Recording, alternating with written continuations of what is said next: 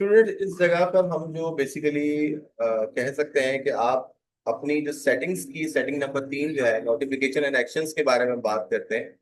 Some of these settings are hidden or manage by your organisation, यानी कि कुछ settings को इन्होंने ऑफ किया हुआ है। Like get notification from the apps and other senders, जैसे आप इसको ऑन करते हैं तो ये जो आपके पास बेसिकली यहाँ पर चीजें नजर आ रही हैं, सिस्टम आइकन्स जिनको हम कहते थे, जिनके ऊपर ही नोटिफिकेशन एरिया आइकन भी आता था, स्टूडेंट यहाँ से इनको ऑन ऑफ किया जा सकता है। अगर आप चाहते हैं कि इनके हवाले से कोई भी बात, कोई भी जैसे कि नोटिफिकेशन आती है कि जी, अक्सर आपने देखा होगा व्हाट्सएप पे जिस पर आपको मैसेज आता है या फेसबुक पे आपको मैसेज आता है, तो नोटिफिकेशन पे बाहर पे मैसेज आता है कि किसी ने आपको रिक्वेस्ट भेजी है, किसी ने आपको मैसेज भेजा है, वगैरह वगैरह। तो इन तमाम नोटिफिकेशन को यहाँ से हम ऑन ऑफ करते हैं। बिकॉज मेरा तो काम क्लास देने का है, तो इसलिए मैं ज्यादातर इन नोटिफिकेशन को बंद ही रखता हूँ। वरना फिर वो यहाँ पर पॉपअप हो जाती हैं, आपको यहाँ पर नजर आती है बाकायदा। जैसे कि मैं यहाँ पे क्लिक करूंगा तो मेरे पास विंडोज से रिलेटेड जो भी नोटिफिकेशन होती है वो यहाँ आ जाती है। ठीक है जी। तो ये कुछ इस तरह का ऑप्शन है। ठीक है, आगे बढ़ते हैं। फोकस को मैं छोड़ रहा हूँ फिलहाल, ये हमारे काम की चीज नहीं है।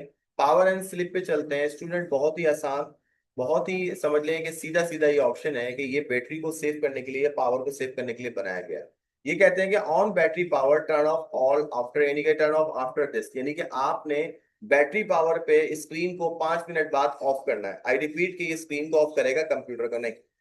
10 मिनट बाद जब आप प्लग इन पे होंगे, प्लग इन का मतलब जब ये चार्ज पे होगा या लाइट पे चल रहा होगा, तब उस सूरत में 10 मिनट, क्योंकि नॉर्मली चार्जिंग पे जारी बात है इतनी बैटरी कंज्यूम नहीं हो रही जितनी आपकी नॉर्मली, वो आपकी बैटरी को सेव करने की वजह से टाइमर जल्दी लगाता है कि भाई बैटरी पे चल रहा है, तो तुम नॉर्मली इसको जल्दी स्क्रीन ऑफ कर देना। ठीक है।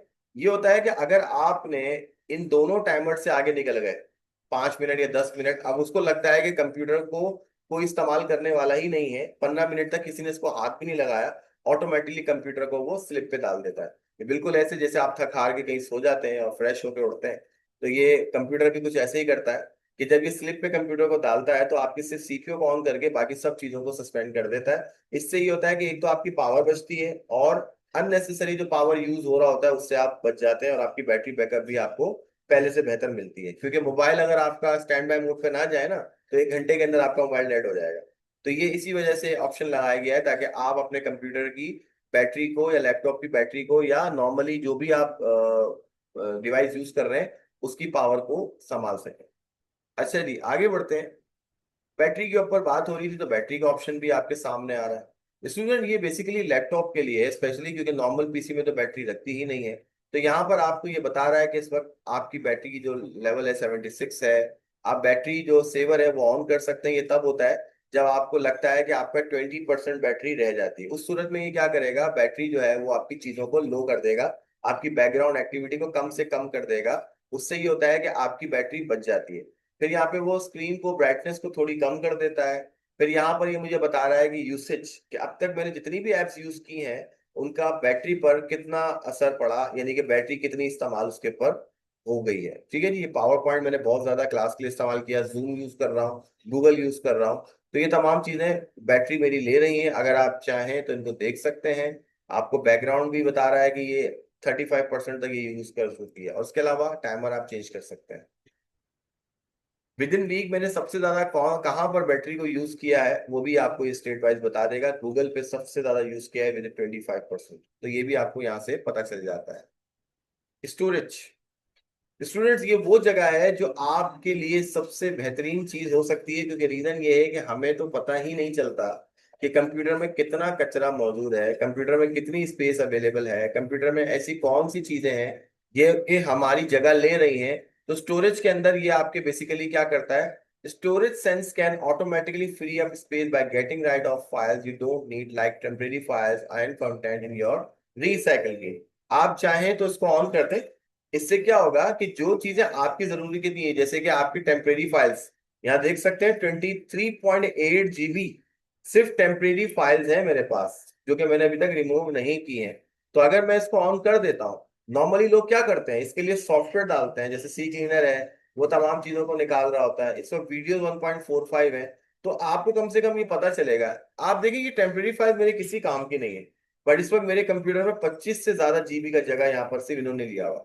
अब हम क्या करेंगे, ये स्कैन कर रहे हैं, ये देखें, जो भी स्कैनिंग करेगा डाउनलोडिंग आपने कुछ की हुई है या कोई भी चीज हम करते हैं, तो इन तमाम चीजों पे क्लिक करें और 1.80 ये देखें, अब मैं सब पे क्लिक कर देता हूँ। तो जो जो मेरा डेटा जहां जहां पे भी रखा हुआ है, ये सारा का सारा यहाँ से रिमूव हो जाएगा like this.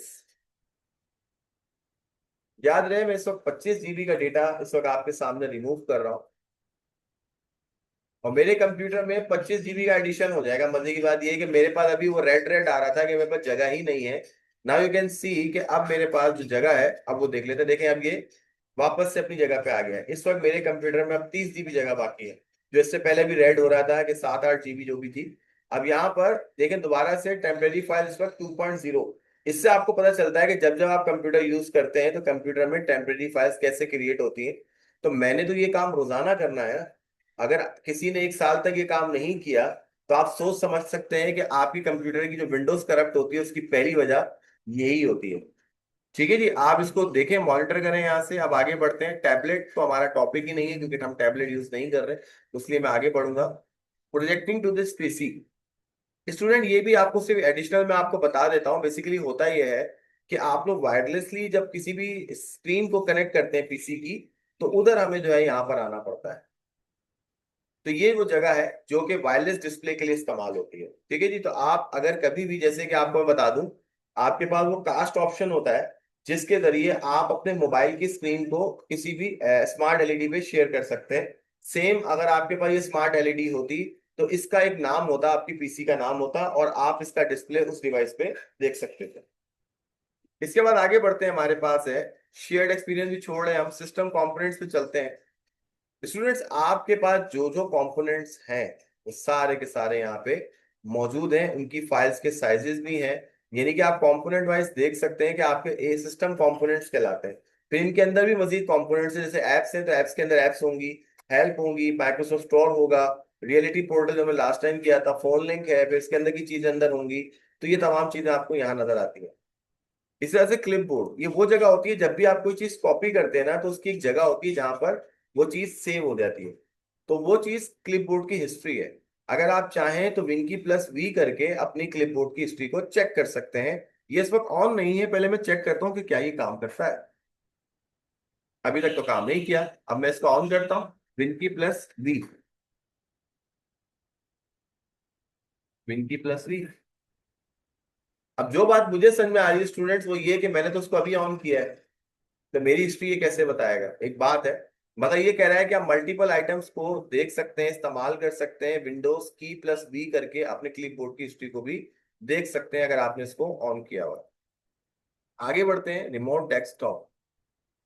Remote desktop basically ऐसा होता है कि जिस तरह लोग हैकिंग का एक नाम सुना होगा आपने, बल्कि सुना क्या होगा, आपसे इसको भुगत भी चुके होंगे कभी ना कभी, आपके साथ ये हैकिंग वाला मामला हुआ होगा। मेरे साथ काफी बार होता है क्योंकि मेरी फील्ड ही ऐसी है। बट लाजमी बात है आपको उससे निकलने का तरीका पता होना चाहिए। और कहते हैं ना कि कभी भी कोई चीज आप यूज करें तो उसके तमाम पॉन्स एंड कॉन्स आपको पता होने चाहिए। अगर आपको नहीं पता तो फिर प्लीज आप इस्तेमाल मत करें, दूसरों को भी परेशान मत करें। और दुनिया भर में डंडोरा पीटते हैं कि हमारा अकाउंट हैक हो गया है, तो आपका अकाउंट हैक होता है आपकी खुद की वजह से। हैकर एलियन नहीं होते। आप तकरीबन 10% जो है समझ लें कि उसके पास होती है इन्फॉर्मेशन, बाकी 90% तो आप खुद ही दे देते हैं सोशल मीडिया के जरिए, मुख्तलिफ किस्म की चीजों के जरिए। तो आप लोग कोशिश करें कि अपनी जितनी भी पर्सनल इंफॉर्मेशन है वो सोशल मीडिया पे, खास तौर पे ऐसी इंफॉर्मेशन जो एज अ सिक्योरिटी इस्तेमाल की जाती है, वो तो बिल्कुल भी आप अपने किसी ऐसे फ्रेंड से भी मत करें जिसपे आपको बड़ा अंधा एतमाद है, क्योंकि सबसे पहला वार आपका पहला फ्रेंड ही करता है। क्योंकि दुश्मनों को तो आप निपटा लेंगे मगर दोस्तों से आप निपटना बहुत मुश्किल है। कौन कब कहाँ आपकी कौन सी इंफॉर्मेशन यूज कर रहा है आपको नहीं पता। तो प्लीज आप कोशिश करें कि इस तरह की चीजों में ना पड़े। तो रिमोटली डेस्कटॉप ऑप्शन ये होता है कि आप किसी भी दूसरी ऐप से अपने इस कंप्यूटर को कंट्रोल कर सकते हैं। ठीक है जी, उसका भी प्रोसेस है, बट वो मेरा इस वक्त टॉपिक नहीं है। ठीक है, तो यहां से हम वो काम करते हैं। इसको आपको ऑन करना होगा ऐसे। अब यहाँ पे जैसे ही मैं कंफर्म करूंगा तो लिखा हुआ आ रहा है you and user selected under user account will be able to connect this PC remotely. जिस तरह रिमोट से आप टीवी के पास गए बगैर उसको ऑन कर लेते हैं ना, ऐसे ही मैं अपने कंप्यूटर को रिमोटली कनेक्ट कर सकता हूँ, लाइक ड्रोन। आपने देखा होगा अमेरिकन हमसे 7 समंदर पार बैठे हैं, मगर उनके पास टेक्नोलॉजी कैसी है कि वो रिमोट से एक ड्रोन जो है वो बाकायदा भेजते हैं, और उसी के जरिए वो सारी चीजें लेकर चले भी जाते हैं। अगर वो आप मार भी गिराएंगे तब भी वो अपने आप को सेल्फ डिस्ट्रॉय कर लेता है। तो ये है टेक्नोलॉजी। तो उसके अंदर कोई बंदा या इंसान नहीं बैठा हुआ। तो रिमोट डेस्कटॉप भी कुछ ऐसा ही है कि आप अपना डेस्कटॉप किसी भी दूसरी डिवाइस से कनेक्ट करके इसको कंट्रोल कर सकते हैं। अच्छा जी स्टूडेंट्स, अब चलते हैं ऑप्शनल फीचर्स पर। ये ऑप्शनल है, इनकी जरूरत है नहीं है ये आपके ऊपर है। तो इसमें बहुत सारे ऑप्शंस ऐसे हैं जो ऑलरेडी हमने किए हैं। और एक्सेसिबिलिटी मेरा अगला टॉपिक होगा तो इसलिए वो तो मैं अभी नहीं छेड़ रहा। बाकी ये तमाम चीजें मुख्तलिफ कंप्यूटर की एप्स का हिस्सा है, जैसे वर्डपैड है, मीडिया प्लेयर है, पैक्स एंड स्कैन है, स्टेप रिकॉर्डर है, प्रिंट मैनेजमेंट है, नोट पैड है, और मैथ रिकग्नाइजर है, इंटरनेट एक्सप्लोरर है। ये सारे ऐप्स की तरह काम करते हैं, ठीक है। तो आप इसको यहाँ से देख सकते हैं। इवन आप कौन सी विंडो यूज कर रहे हैं, हमने पहले भी इसका शॉर्टकट भी किया था, अगर आपको याद हो। बिल्कुल आपको याद होना चाहिए। विंकी प्लस पॉज ब्रेक से हमने जो है सिस्टम की इंफॉर्मेशन निकाली थी, जिसके अंदर हमने आपको बताया था कि आपका जैसे यहाँ पे लिखा हुआ है ये PC is monitor and protected, ठीक है। दूसरी बात, कंप्यूटर का नाम क्या है, कौन सा प्रोसेसर है। लास्ट टाइम हमने डिस्कस किया था कि अगर आपका i7 होगा तो यहाँ पे i7 या i5 या i3 या जो भी आपके पास है। और अगर i7 की सीरीज नहीं है तो यहाँ कुछ भी लिखा हुआ नहीं आएगा, ड्यूल कोर कोर टू इस तरह से कुछ लिखा आएगा। इसके बाद जो स्टूडेंट ये वाला नंबर है ना, ये आपकी जनरेशन बताता है। जैसे ये i7 का फोर्थ जनरेशन हो गया, आप अपनी कंप्यूटर की जनरेशन खुद चेक कीजिएगा। 8 GB है, डिवाइस की आईडी है, प्रोडक्ट आईडी है, सिस्टम टाइप है, पेन एंड टच है, अगर तो वो आपको बता देगा यस होगा। विंडोज कौन सी मैं यूज कर रहा हूँ वो सब भी आपको ये बता रहा हूँ। तो उम्मीद करता हूँ कि आपको ये सेटिंग्स जितनी भी मैंने आज आपको बताई हैं, इसका एक ट्रेलर जो आपने देखा वो कंप्लीट हो गया है इंशाल्लाह। मिलते हैं नेक्स्ट वीडियो में। अपना बहुत सारा ख्याल रखिएगा। कोई भी बात अगर आपको नहीं समझ में आती कमेंट्स में पूछें, और अगर समझ में आती है तो लाइक करें। Thank you and take care. अल्लाह हाफिज।